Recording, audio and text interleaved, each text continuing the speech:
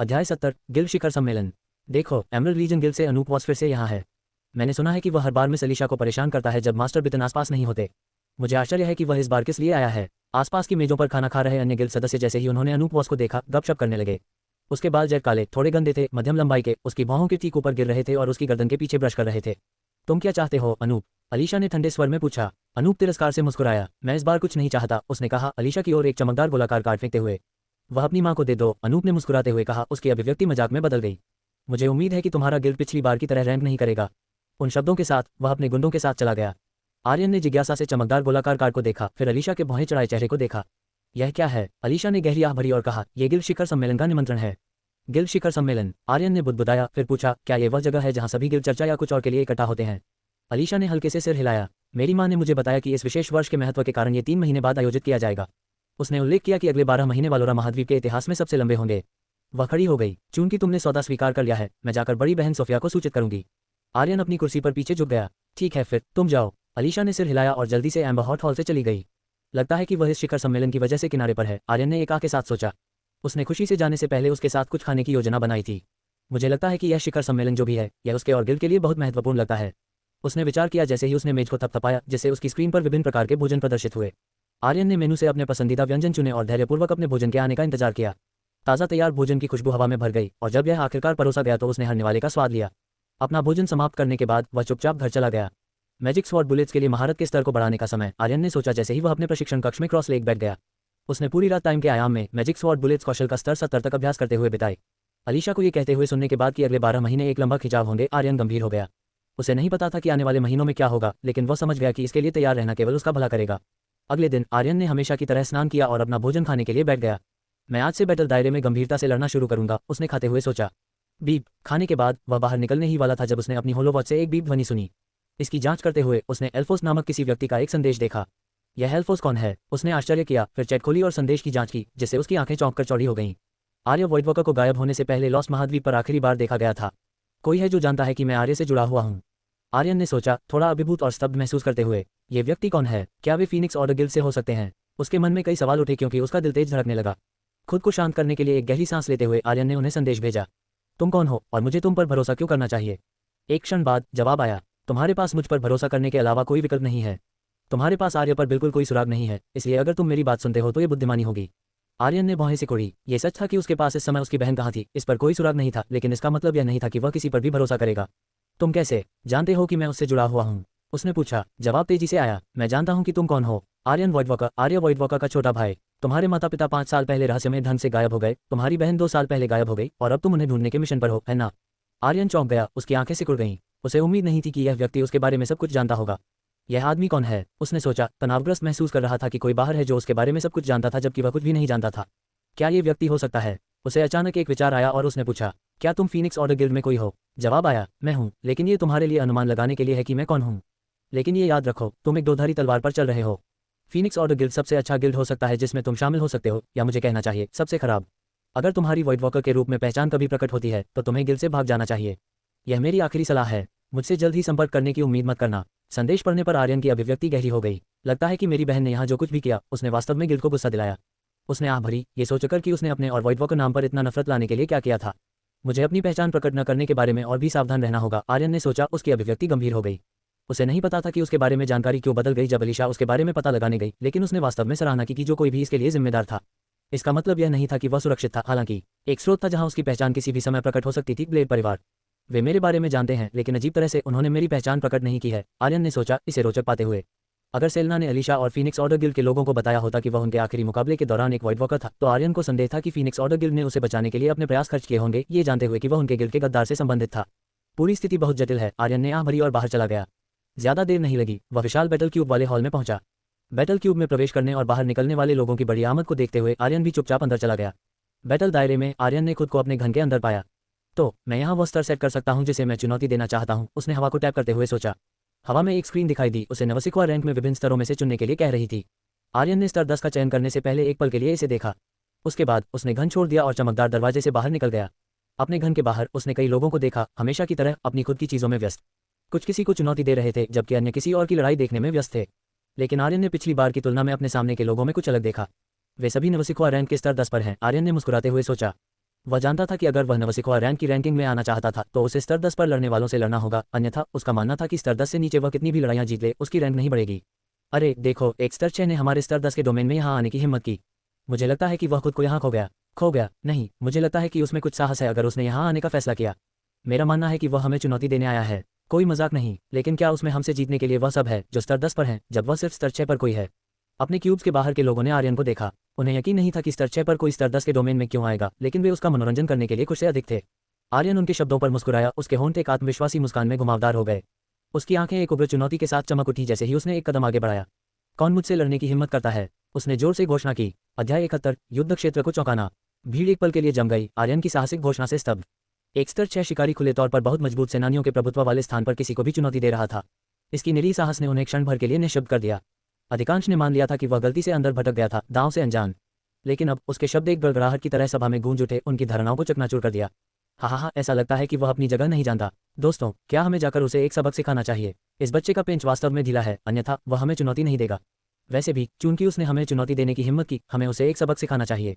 तो कौन उससे लड़ेगा? मुझे उसे एक सबक सिखाने दो जिसे वह कभी नहीं भूलेगा। वे हंसी में फूट पड़े, आर्यन का मजाक उड़ाते हुए जिसे वे पूरी मूर्खता मानते थे।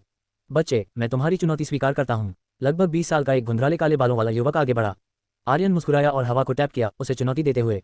तो चलो चलते हैं। वह लड़ाई के लिए घन में वापस चला गया। धुंधलाले बालों वाले आदमी, जिसका नाम तुहीन था, मुस्कुराया, आर्यन का निमंत्रण स्वीकार कर लिया और घन में भी प्रवेश किया। आर्यन ने खुद को फिर से साधारण युद्ध के मैदान पर खड़ा पाया और दूरी में ज्यादा दूर नहीं तुहीन अपने धुंधलाले काले बालों के साथ खड़ा था। मैं तुम्हें पहला हमला करने दूंगा, तुहीन ने घमंड से मुस्कुराते हुए कहा।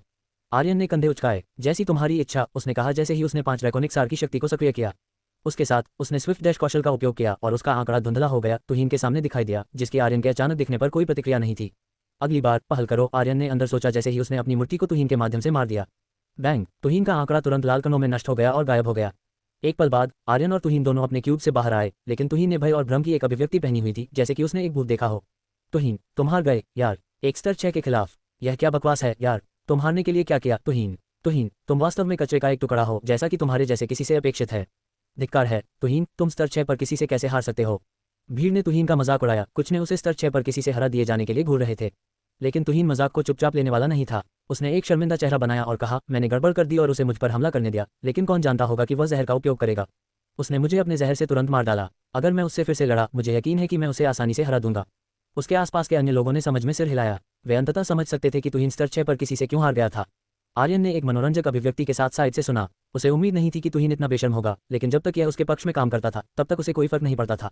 जैसा कि उसने पूर्वानुमान लगाया था, एक और चुनौती देने वाला आगे बढ़ा। उसकी आवाज़ भीड़ के फुसफुसाहट के माध्यम से काट रही थी। लूसी, मैं तुम्हें इस बार ले जाऊंगी। बच्चे, एक गहरे नीले बालों वाली महिला ने घोषणा की। उसका स्वर तेज और आत्मविश्वासी था। आर्यन ने एक शांत मुस्कान के साथ उसकी टकटकी को देखा। ठीक है फिर, उसने कहा। उसकी आवाज़ स्थिर थी जैसे ही उसने उसकी चुनौती स्वीकार कर ली। बिना संकोच के वह एक और लड़ाई के लिए घन में प्रवेश कर गया। लूसी, तुहीन की तरह मत बनो और उसे एक चाल में खत्म करो, भीड़ में किसी ने सलाह दी। हाँ, उसे तेजी से मारो और इस बच्चे को एक सबक सिखाओ, दूसरे ने जोड़ा। लूसी ने उन्हें मुस्कुराया और हंसी। चिंता मत करो, मैं तुहीन की तरह घमंडी नहीं हूँ। उसने उन शब्दों को कहने के बाद घन के अंदर कदम रखा। साधारण युद्ध के मैदान पर आर्यन और लूसी एक दूसरे के विपरीत खड़े थे। तुम स्तर 6 पर किसी के लिए बहुत शांत हो, लूसी ने कहा जैसे ही उसका शरीर जमने लगा। उसकी त्वचा के चारों ओर पाला की एक परत दिखाई दी। उसकी त्वचा का रंग एक बर्फीले नीले रंग में बदल गया। आर्यन ने उसके परिवर्तन को देखा, उत्सुक। तुम्हारा वर्ग क्या है? उसने पूछा। लूसी मुस्कुराई जैसे ही उसके नीचे की जमीन जमने लगी। मैं तुम्हें हमारी लड़ाई के बाद बताऊंगी। आर्यन ने सिर हिलाया और उसके हमला करने का इंतजार किया। हालांकि लूसी की अभिव्यक्ति अजीब हो गई क्योंकि उसने आर्यन को देखा। उसके पास हमला करने का कोई इरादा नहीं लग रहा था, नहीं उसने अपने चारों ओर कोई जहर देखा, जैसा कि तुहीन ने उल्लेख किया था, जिससे उसे हताशा हुई। उसने आर्यन से लड़ने का चयन किया क्योंकि उसके आइस ट्रांसफॉर्मेशन कौशल ने जहर के लिए कुछ प्रतिरक्षा की पेशकश की थी, लेकिन उसने अब किसी भी जहर का कोई निशान नहीं देखा। तुम किसका इंतजार कर रही हो? लूसी परेशानी में चिल्लाए। आर्यन को बस उसे खाली देख रही थी। आर्यन ने सिर हिलाया और आह भरी। उसने उसके परिवर्तन को देखने के बाद उसे हमला करने की उम्मीद की थी। मुझे लगता है कि इससे कोई फर्क नहीं पड़ता है, उसने सोचा जैसे ही उसका आंकड़ा लूसी से पहले धुंधला हो गया। बैंग, एक भूसा सीधे उसके पेट में उतरा, उसे दूर भेज दिया क्योंकि वह लाल कणों में विघटित हो गई। बाहर की भीड़ एक बार फिर चुप्पी में स्तब्ध थी क्योंकि आर्यन विजयी हुआ, लूसी को हरा दिया। यह ऐसा था जैसे वास्तविकता की उनकी सामूहिक समझ उलट गई थी। यह अवास्तविक है, किसी ने उत्साह से कहा। एक स्तर 6 एक स्तर 10 को हरा रहा है, ऐसा होता ही नहीं है। फुसफुसाहट एक गड़गड़ाहट में बदल गई। अविश्वास ने उत्साह को रास्ता दिया। भीड़ का सदमा जल्दी से अराजकता में बदल गया क्योंकि उन्होंने अभी अभी जो देखा था उसे समझने के लिए संघर्ष किया। ये बच्चा पागल है, वह इसे कैसे खींच रहा है? मैंने कभी नहीं सुना है कि ऐसा कुछ हो, न यहाँ न कहीं। हवा एक विद्युत ऊर्जा के साथ गूंज उठी क्योंकि भीड़ जंगली हो गई। उनके जयकार और विस्मयादिबोधक बैटल दायरे के माध्यम से गूंज रहे थे। आर्यन की दूसरी जीत ने सभी अपेक्षाओं को खिड़की से बाहर फेंक दिया था, जिससे हर कोई विस्मय में रह गया और अधिक की लालसा में। अगला, आर्यन ने बाहर बुलाया। उसकी आवाज़ घमंड से टपक रही थी। एक मुस्कुराहट उसके चेहरे पर दृढ़ता से लगा दी गई थी क्योंकि उसने भीड़ को स्कैन किया। उसकी अभिव्यक्ति में पूरी दृष्टता ने दर्शकों में से एक के मंदिरों में एक नस को पॉप कर दिया। अरे, मैं उस मुस्कान को अब और बर्दाश्त नहीं कर सकता। एक युवक गुर्राया, एक उग्र घूरने के साथ आगे बढ़ते हुए। उसकी मुठ्ठियां भींची हुई थीं, उसकी आंखें हताशा और दृढ़ संकल्प के साथ जल रही थीं। ठीक है, चलो चलते हैं। मैं सबको दिखाऊंगा कि तुम्हारे चेहरे से उस मुस्कान को कैसे मिटा दें। आर्यन की मुस्कुराहट चौड़ी हो गई जैसे ही उसने घन की ओर इशारा किया। बड़ी बातें, चलो देखते हैं कि क्या तुम उनका समर्थन कर सकते हो। कुछ ही मिनटों बाद दोनों अपने क्यूब से बाहर निकले, लेकिन जिस युवक ने आर्यन को चुनौती दी थी वह खाली ढंग से भीड़ में गायब हो गया। ये बच्चा कौन है? उसने सिर्फ मिनटों में हम में से 3 को नीचे गिरा दिया है। हाँ, पहली जीत किस्मत हो सकती थी, दूसरी शायद लापरवाही, लेकिन तीसरी कोई रास्ता नहीं। ये बच्चा असली सौदा है। सच है, वह ऐसा भी नहीं लगता कि वह लंबे समय से जागृत हुआ है, फिर भी वह स्तर 10 पर हमें हराने का प्रबंधन कर रहा है जबकि अभी भी स्तर 6 पर है। यह पागलपन है, लेकिन ईमानदार रहें, वह ज्यादा देर तक नहीं टिकेगा। बैटल दायरे प्रतिभाओं से भरा है और कोई फर्क नहीं पड़ता कि वह कितना मजबूत है। स्तर 6 की अभी भी अपनी सीमाएं हैं। भीड़ सनक में फूट पड़ी, अविश्वास और उत्साह में आवाजें बढ़ गईं। किसी ने भी इस परिणाम की उम्मीद नहीं की थी, एक नहीं, 2 नहीं, बल्कि लगातार 3 जीत। आर्यन के प्रदर्शन ने उनकी समझ को चकनाचूर कर दिया कि क्या संभव था, जिससे वे आश्चर्य से हैरान रह गए। मैं तुम्हें इस बार ले जाऊंगी, एक और चुनौती देने वाली ने घोषणा की, एक गुलाबी बालों वाली महिला आगे बढ़ते हुए। आर्यन बस मुस्कुराया, उसका आत्मविश्वास अटल। चलो देखते हैं कि तुम्हारे पास क्या है, उसने जवाब दिया, घन में वापस कदम रखते हुए। कुछ ही क्षणों बाद परिणाम समान था। गुलाबी बालों वाली चुनौती देने वाली घन से बाहर निकली, पराजित। उसके कंधे झुके हुए थे जैसे ही वह भीड़ में फिर से शामिल हुई। आर्यन दूसरी ओर उसी दृष्ट मुस्कान के साथ बाहर निकला जो देखने वाले सभी को परेशान करने लगी थी। भीड़ हताशा से उबल रही थी, उनका गौरव केवल स्तर 6 पर किसी के हाथों में हार स्वीकार करने से इनकार कर रहा था। एक एक करके चुनौती देने वाले आगे बढ़े, हर एक पिछले की तुलना में अधिक दृढ़, और एक एक करके वे पराजित हो गए। उनका आत्मविश्वास टूट गया क्योंकि आर्यन की जीत की लकीर जारी रही। यह ज्यादा देर नहीं लगी, इससे पहले की मनोदशा क्रोध से निराशा में बदल गई। भीड़ अब वास्तविकता को अस्वीकार नहीं कर सकती थी, वे कमजोर थे। फुसफुसाहट अविश्वास दर्शकों के माध्यम से लहर चला गया क्योंकि उन्होंने महसूस किया कि आर्यन सिर्फ जीत नहीं रहा था, वह हावी हो रहा था। हर कोई आर्यन के घन के ऊपर देखो, किसी ने चिल्लाया, सबका ध्यान आकर्षित करते हुए। वे सभी मुड़े और सदमे और अविश्वास में देखा, उसके घन के ऊपर एक खून लाल 11 दिखाई दे रहा था। अध्याय 72, जीत की लकीर। भीड़ हैरान थी कि आर्यन के घन के ऊपर 11 दिखाई दिया क्योंकि उन्हें एहसास हुआ कि उस संख्या का क्या अर्थ है। यह एक जीत की लकीर है। नवसिखवा रैंकिंग के शीर्ष 20 के बाहर एक जीत की लकीर दिखाई दिए हुए बहुत समय हो गया है। सच है, किसने सोचा होगा कि लगातार उसके खिलाफ लड़ने से हम केवल आग को हवा दे रहे थे। धिक्कार है, यह एक प्रथम स्तरीय लकीर है, जिसका अर्थ है कि जो कोई भी उसे हराता है उसे सामान्य 100 सिक्कों के अलावा एक और 100 सिक्के मिलेंगे। आर्यन को घेरे हुए भीड़ अराजकता में थी। उनकी आंखें लालच से जल रही थीं, जो उसके अपराजय लकीर के निशान उसके घन के ऊपर चमकते हुए नंबर 11 पर टिकी थी। लेकिन जैसे जैसे उसकी जगह का दावा करने की उनकी इच्छा बढ़ी, सावधानी ने उनके कार्यों को शांत कर दिया। उन्होंने उस निर्दय दक्षता को देखा था जिसके साथ आर्यन ने अपने विरोधियों को हराया था, और वे जानते थे कि वह कोई साधारण चुनौती देने वाला नहीं था। हालांकि भीड़ का गौरव उन्हें पीछे हटने नहीं देगा। चुनौती देने वाले के बाद चुनौती देने वाला आगे बढ़ा, आर्यन की लकीर को समाप्त करने के लिए दृढ़। फिर भी वे कितनी भी बार लड़े, परिणाम वही था, हार। आर्यन की जीत की लकीर चढ़ना जारी रही, उसका नंबर हर जीत के साथ चमकता गया क्योंकि उसने आसानी से एक प्रतिद्वंद्वी के बाद दूसरे को तोड़ दिया। लेकिन उसके आसपास के लोगों ने इसे स्वीकार करने से इनकार कर दिया। स्तर 6 पर कोई स्तर 10 पर उन पर शासन कैसे कर सकता है? उनकी हताशा और अविश्वास ने उन्हें उसे चुनौती देते रहने के लिए धकेल दिया, कुछ छिपी हुई खामी का शोषण करने या पूरी दृढ़ता से उसे थकाने की उम्मीद में। हर नए प्रयास के साथ उन्होंने ये समझना शुरू कर दिया कि उनके प्रयास कितने व्यर्थ थे। उन्हें एहसास बहुत देर से हुआ, उसे थकाने की उनकी योजना एक भ्रम के अलावा और कुछ नहीं थी। जिसे वे उसका विनाश समझते थे वह उनका दुष्वप्न बन गया था। आर्यन सिर्फ जीतने के लिए नहीं लड़ रहा था, वह जीतने के लिए हावी हो रहा था। जैसे ही उसने लड़ना जारी रखा, उसकी जीत की लकीर धीरे धीरे लेकिन लगातार बढ़ती गई जब तक कि यह एक संख्या तक नहीं पहुंच गई जिसने ध्यान से देखने वाले सभी को चौंका दिया। 51, देखो, लकीर 51 तक बढ़ गई, किसी ने उत्साह से कहा, उनकी आवाज़ अविश्वास से कांप रही थी। भीड़ असहज रूप से हिली। 51 अपने आप में एक छोटी संख्या लग सकती है, लेकिन जब यह एक अखंड जीत की लकीर को चिन्हित करती है तो यह एक जबरदस्त भार वहन करती है। 51 जीत और एक भी हार नहीं, दूसरे ने बुदबुदाया, जो वे देख रहे थे उसे संसाधित करने के लिए संघर्ष कर रहा था। ये सिर्फ संख्या नहीं थी जिसने उन्हें चौंका दिया, ये परिस्थितियां थीं। आर्यन केवल स्तर 6 पर था, स्तर 10 पर विरोधियों का सामना कर रहा था, फिर भी उसने उन्हें ऐसे फाड़ दिया था जैसे वे कुछ भी नहीं थे। हर जीत ने उसके प्रभुत्व को और मजबूत किया, जिससे भीड़ में सबसे घमंडी सेनानियों का भी आत्मविश्वास हिल गया। उसके घन के ऊपर चमकता हुआ नंबर सिर्फ एक आंकड़ा नहीं था, यह एक अथाह कौशल, एक अटूट इच्छा और अजयता की एक आभा का प्रमाण था जिसने सभी को विस्मय में छोड़ दिया। आर्यन ने अपने जीत की लकीर को देखकर संतुष्टि में सिर हिलाया क्योंकि वह अपने घन के अंदर गया और इसे दिन का कॉल किया। अगर मैं कुछ और दिनों तक इस तरह जीतता हूं तो मैं निश्चित रूप से नवसिखवा रैंकिंग में प्रवेश करूंगा, उसने बुदबुदाया जैसे ही उसने अपनी स्थिति को बुलाया। आर्यन लड़ाइयों की संख्या 51, जीत 51, बैटल सिक्के 9240, संबद्धता फीनिक्स ऑर्डर।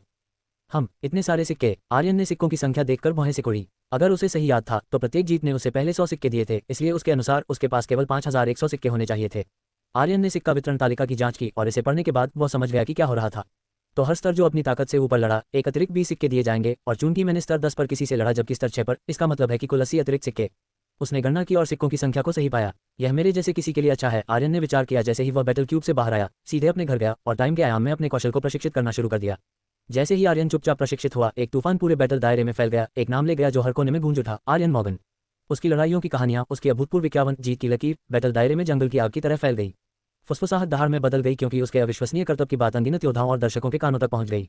एक स्तर 6 शिकारी स्तर 10 के विरोधियों को इतनी आसानी और संगति के साथ हराना सिर्फ प्रभावशाली नहीं था, यह अनसुना था। उसका नाम बैटल दायरे की सीमाओं से टूटने में देर नहीं लगी।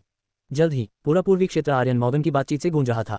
एक प्रतिभा उठी है, कुछ ने विस्मय में कहा। वह एक सच्चा प्रतिभा है जो स्तरों से ऊपर लड़ सकता है। दूसरे ने प्रशंसा में कहा। यह सिर्फ लकीर नहीं थी जिसने उनका ध्यान खींचा। आर्यन की अपने स्तर से कहीं ऊपर विरोधियों पर हावी होने की क्षमता ने पारंपरिक ज्ञान को धता बताया, जिससे वह प्रशंसा, ईर्ष्या और षड्यंत्र का केंद्र बन गया। कई लोगों के लिए उसका उदय सिर्फ चौंकाने वाला नहीं था, यह एक घटना थी जिसे पूर्वी क्षेत्र ने सालों में नहीं देखा था। Phoenix order guild, arcane order office chamber. एक गहरे काले बालों वाली महिला को एक लकड़ी प्राचीन शैली के कमरे में क्रॉस लेग बैठे देखा जा सकता था। बैंगनी ऊर्जा की स्पष्ट धाराएं मुक्त हुई जैसे ही उसने कुछ सेकंड के लिए सांस ली और बाहर निकाली, जब तक कि उसने अचानक अपनी आंखें खोल नहीं दी। मुझे आश्चर्य है कि वह बच्चा कैसा प्रदर्शन कर रहा है, सोफिया ने सोचा। ये जांचने के लिए चाहती थी कि क्या आर्यन ने बैटल दायरे में कोई प्रगति की थी। लेकिन तभी उसकी होलोवॉच विभिन्न अधिसूचना ध्वनियों के साथ बीप करना शुरू कर दिया। भौहें सिकुड़ते हुए उसने सोचा कि इतनी सारी अधिसूचनाएं आने का क्या कारण था। उसने जांचा और जो उसने देखा उसने उसका दिमाग उड़ा दिया। कोई रास्ता नहीं, वह उछलकर चौंक गई। जल्दी से उसने अपनी होलोवॉच को कुछ बार टैप किया, एक्स्ट्रानेट तक पहुंच प्राप्त की।